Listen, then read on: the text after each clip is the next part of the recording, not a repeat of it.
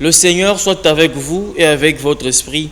Évangile de Jésus-Christ selon saint Matthieu. Gloire à toi, Seigneur. Au 24e chapitre, du 37e au 44e verset, Jésus parlait à ses disciples de sa venue. L'avènement du Fils de l'homme ressemblera à ce qui s'est passé à l'époque de Noé.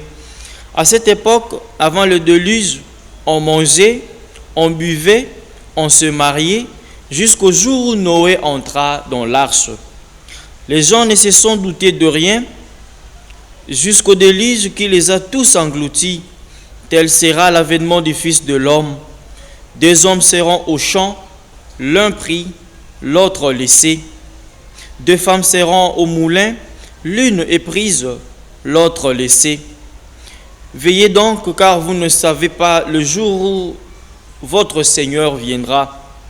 Vous le savez bien, si le maître de maison avait su à quelle heure de la nuit le voleur viendrait, il aurait veillé et n'aurait pas laissé percer le mur de sa maison. Tenez-vous donc prêts, vous aussi, c'est à l'heure où vous n'y penserez pas que le Fils de l'homme viendra. Acclamons la parole de Dieu, louange à toi, Seigneur Jésus. Chers frères et sœurs dans le Christ, chers auditeurs et auditrices, fidèles téléspectateurs, chers internautes, bonjour. Nous commençons aujourd'hui un temps nouveau. Nous commençons aujourd'hui une année liturgique nouvelle, l'année liturgique A, et le temps liturgique, le temps de l'Avent. Un temps fort de l'Église, un temps qui a une portée liturgique très forte, parce que c'est avant tout et essentiellement un temps de préparation, un temps d'attente, un temps de commémoration et surtout un temps d'attente, comme je viens de le dire, une attente à 2 volets, une attente à 2 dimensions. La première dimension, il s'agit là de commémorer avant tout la venue historique du Fils de l'homme. C'est-à-dire, historiquement par là, le Fils de l'homme est venu dans sa chair, en chair et en os, et il s'agit à chaque année liturgique de commémorer cet événement majeur, cet événement qui nous a apporté le salut. Deuxièmement, il s'agit maintenant de se préparer à la seconde venue, qui sera finalement une venue eschatologique, la venue du Fils de l'homme à la fin du temps. Et les textes liturgiques qui nous sont proposés en ce premier dimanche de l'Avent porte non pas sur la première venue qui est la venue historique, mais il s'agit là de se préparer, les textes nous préparent à avoir un regard fixé sur la venue eschatologique, la seconde venue où il s'agira de nous présenter au Seigneur. Raison pour laquelle ce premier dimanche s'ouvre avec un message d'espérance, avec un message optimiste, avec un message positif, le message de la restauration.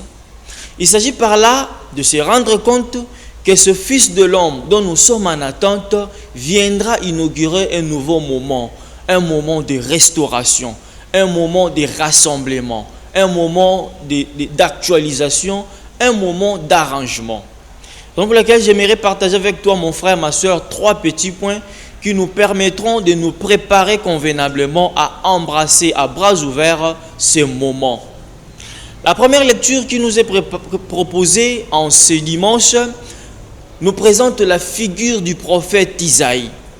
Isaïe, qui se trouvant dans le contexte de l'exil à Babylone, annonce le grand jour, annonce la restauration de Jérusalem, annonce un regard positif. Qu'est-ce qu'il annonce? Il annonce qu'au-delà de la crise qui frappe Jérusalem, le jour viendra. Il arrivera un jour où Jérusalem sera élevée au-dessus de toutes les collines, où Jérusalem retrouvera sa gloire, où Jérusalem, au-delà des guerres, retrouvera la paix, où Jérusalem, au-delà de la chute, retrouvera la restauration ou le relèvement. Le temps de l'Avent nous rappelle qu'au-delà de tout ce que nous traversons, le Fils de l'homme viendra inaugurer son temps. Et tous nous nous ouvrons à l'espérance que le temps de Dieu arrivera. Quel que soit ce que nous traversons, le temps de Dieu arrivera. Mais dans la péricope évangélique, le Christ continue cette thématique eschatologique, mais il nous montre quelques risques. Bien que nous sommes en attente, mais certains dangers peuvent nous hanter, certains risques peuvent nous habiter. Par exemple, le risque de vivre la même réalité qu'ont vécu les contemporains de Noé. Ils n'ont pas su profiter du temps. Malgré qu'on leur avertissait que le temps arrive, que le déluge arrive, ils ont été frappés par la distraction. Ils ont été frappés par l'ambiance. Ce même risque peut nous frapper. Nous pouvons, bien qu'en attente du jour de la restauration, rester dans la distraction, rester dans la perte de l'espérance, rester dans l'aveuglement sans regarder ces grands jours. Il y a risque. Et ce temps de l'Avent nous permet de nous rendre compte, de reconnaître que plusieurs fois nous nous égarons. Plusieurs fois, nous ne regardons plus cet événement majeur qui nous attend et qui viendra nous restaurer. La peur, la distraction et la perte de l'espérance. Tels sont les risques qui peuvent nous arriver et qui nous arrivent déjà au jour le jour. Raison pour laquelle, pour éviter ce risque, raison pour laquelle, pour hâter la venue eschatologique du Fils de l'homme, la deuxième lecture se présente à nous comme une réponse. La deuxième lecture nous propose 3 solutions qui correspondent aux 3 piliers du temps de l'Avent. La première solution, c'est que l'apôtre Paul, dans la lettre aux Romains, nous propose la première solution de chasser les activités du ténèbre. Et ça correspond au pilier du pardon. Un premier pilier du temps de l'Avent, c'est débarrasser de tout ce qui nous maintient dans le ténèbre. Savoir demander pardon et savoir pardonner pour que nous attendions cet avènement avec un cœur pur, un cœur dégagé.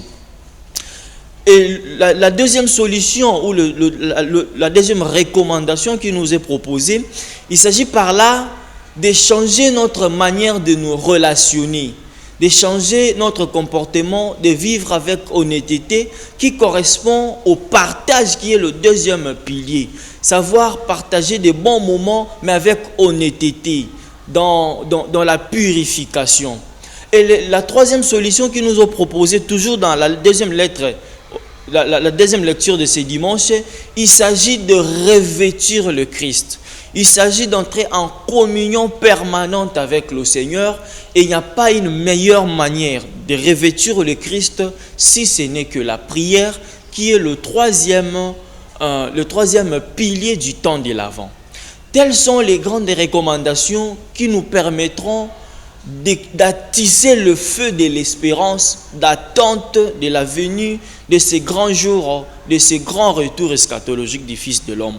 Telles sont les 3 solutions qui nous permettront de rester éveillés. Telles sont les 3 solutions qui nous permettront de rester aux aguets, d'attendre le Seigneur non pas dans la passivité, mais dans l'activité, dans la purification. 3 solutions. Le pardon, le partage et la prière qui nous permettront de revêtir le Christ. Que le Seigneur te bénisse, mon frère, ma soeur, toi qui as suivi attentivement cette parole, afin que ce premier dimanche soit un premier pas marqué vers la venue du Fils de l'homme, vers notre rapprochement au temps de la fin. Que le Seigneur nous aide à rester éveillés pour qu'à la fin des temps, nous ne soyons pas surpris. Que le Seigneur nous bénisse. Amen.